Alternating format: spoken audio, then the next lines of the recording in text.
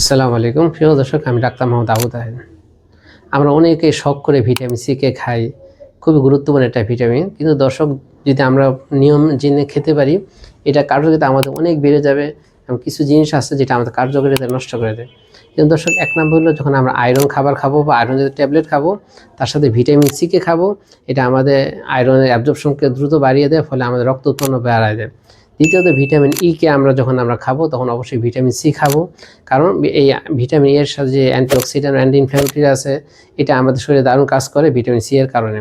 তৃতীয়ত, যখন আমরা জিঙ্ক জাতীয় উপাদান বা জিঙ্ক ওষুধ খাবো, কারণ জিঙ্কের মানুষের শরীরকে ইমিউনিটি ডেভেলপ করে জিঙ্ক ব্যবহার করে, তার সাথে ভিটামিন সি খাবো, ফলে এটাও কার্যকারিতা অনেক বেড়ে যাবে। তাছাড়া দর্শক, যখন আমরা দুধ খাবো, দুধের সাথে কখনই আমরা ভিটামিন সি খাবো না, ফলে দুধে কার্যকারিতা নষ্ট করে দেবে। তাছাড়া বিভিন্ন রকম চা বা কফি বা অ্যালকোহল বা ধূমপান, এর সাথে কখনো আমরা ভিটামিন সি খাবো না, ফলে এটা কার্যকারিতা নষ্ট হয়ে যাবে। কিন্তু দর্শক, আমরা চেষ্টা করবো এই জিনিসগুলো মেনে চলার জন্য।